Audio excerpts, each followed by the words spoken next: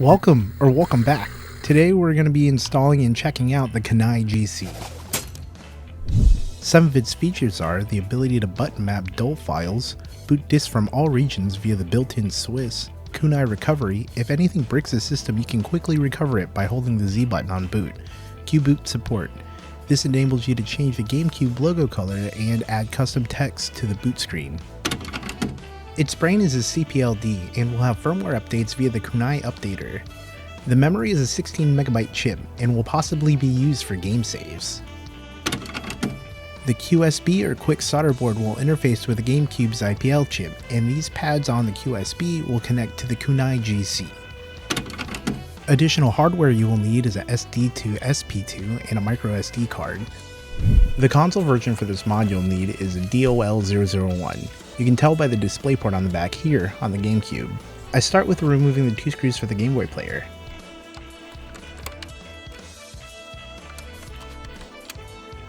After removing the Game Boy player, remove the 4 security screws located here.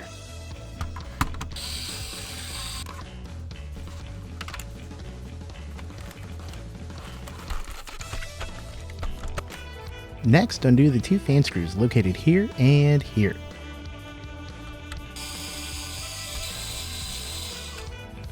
Remove the power cord. Take off the back plate. Remove the fan and power assembly. Gently remove the power port board. Carefully remove the controller ribbon cable. Remove the 10 chassis screws.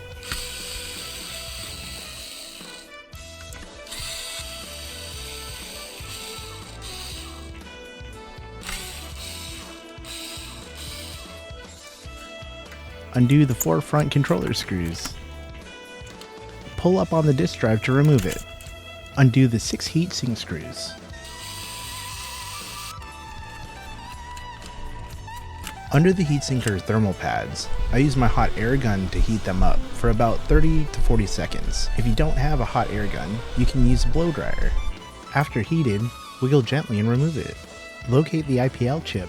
Apply no clean flux to the legs of the chip. Lay the QSB on the IPL chip. Press down on the QSB to work in the flux. Solder the pads on the QSB that touch the IPL chip. After I solder all my points, I like dragging a blob over just to make sure that they are well jointed, and I check for bridging. I see no bridging, but if there was bridging, I would use a solder braid to remove the excess solder. It looks good, now I clean it up with IPA. Add no clean flux to these solder pads. Tack in the Kunai GC. Adjust if needed, and solder the rest of the points for the Kunai GC.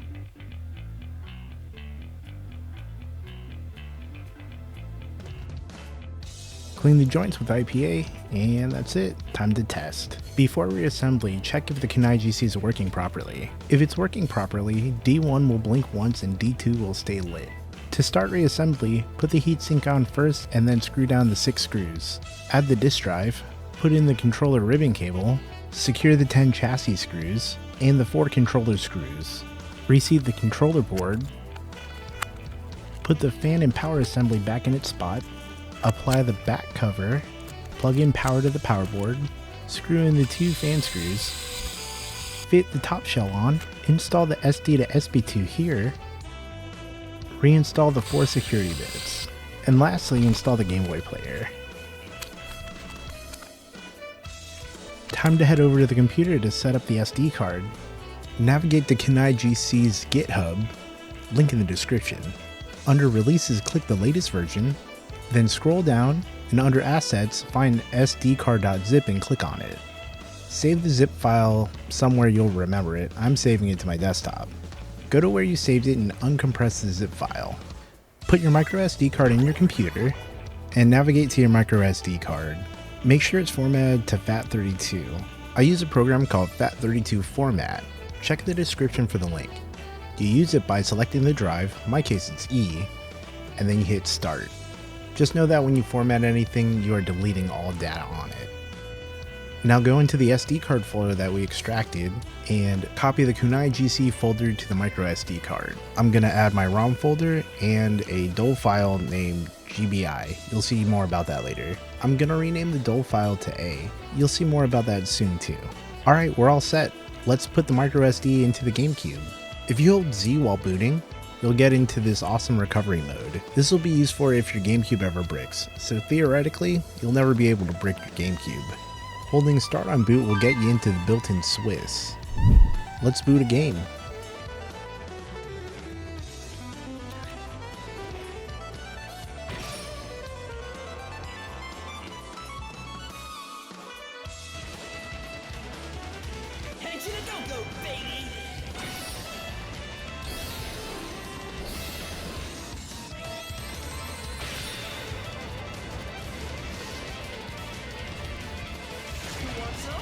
Oh yeah, Beautiful Joe. If you haven't played this game, I highly recommend it. You should check it out. It's pretty fun. Alright, let's reboot the system, and this time I'll hold A. Holding A while booting will get me into GBI, the DOL file that I renamed A. The Game Boy interface lets you boot into the Game Boy player if you have it attached to your GameCube. This is awesome in my opinion because you don't need the disc to run Game Boy games with the GBA player. If you made it this far, please remember to like and subscribe. Thanks for hanging, and I'll see you in the next video.